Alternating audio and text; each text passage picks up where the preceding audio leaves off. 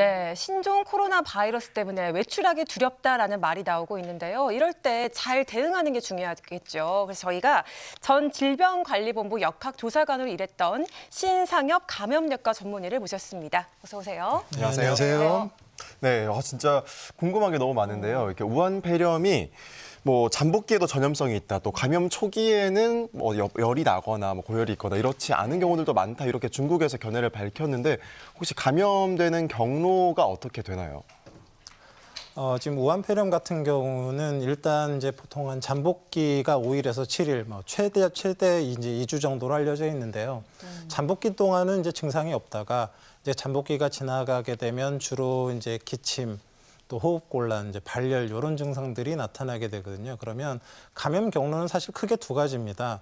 환자가 기침을 할 때 호흡기 분비물이 이제 밖에 나오게 되면 이 코로나 바이러스가 상당히 이제 좀 무거운 바이러스거든요. 그래서 이제 물 입자 안에 들어가서 이렇게 밖으로 외부로 반출되면 1m 이내 주로 이제 노출이 된 사람들 같은 경우에 호흡기 감염이 될 수가 있고요. 네. 또 하나는 이제 접촉 감염이라고 그래서 일상적인 악수 이런 것들도 되겠지만 주로 이런 형식입니다. 이제 어떤 사람이 그 환자가 기침을 했는데 문에 손잡이에 바이러스를 묻혀놨습니다. 아니면 엘리베이터 버튼에 그렇죠. 바이러스를 붙여놨습니다. 예. 그러면 그걸 갖다 다른 사람이 버튼을 누르거나 손잡이를 돌렸을 때 바이러스가 다른 사람한테 오고 그걸 갖다 그 손을 가지고 입이나 코나 눈으로 가져갔을 때 이제 감염이 되는 거죠. 그래서 이제 손 씻기가 중요하고 호흡기 감염 때문에 마스크가 중요하고 이제 이런 것들이 이제 제시가 되고 있는 거거든요. 그 두 가지가 가장 중요한 감염 경로고요.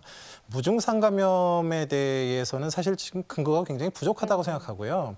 실제적으로 이게 무증상 감염이 된다 그러면 어떤 형식이어야 되냐면 증상 없이 멀쩡하고 바이러스가 있는 사람이 그냥 숨만 쉬고 다니는데 바이러스를 막 뿜고 다녀야 되거든요. 네.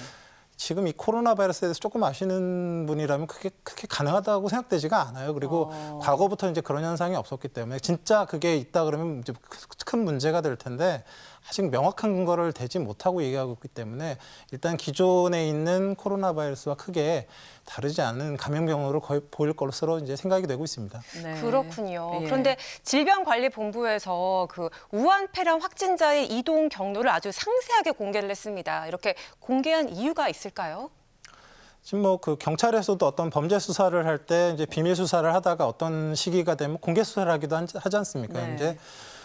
이제 이 우한폐렴 같은 경우 증상이 사실 독감이랑 거의 똑같습니다.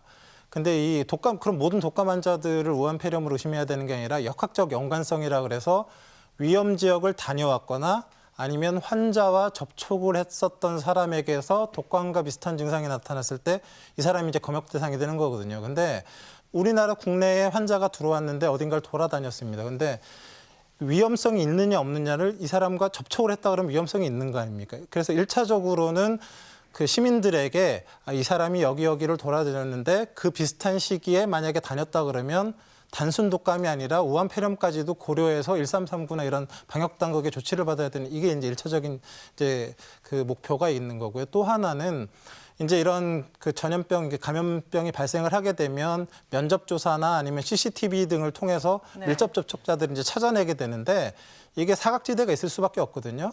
근데 어떤 경우는 시민의 그런 제보나 이런 것들이 또 도움이 되는 경우도 있어요. 이제 그런 것들도 같이 이제 얻으려고 하는 거죠. 네.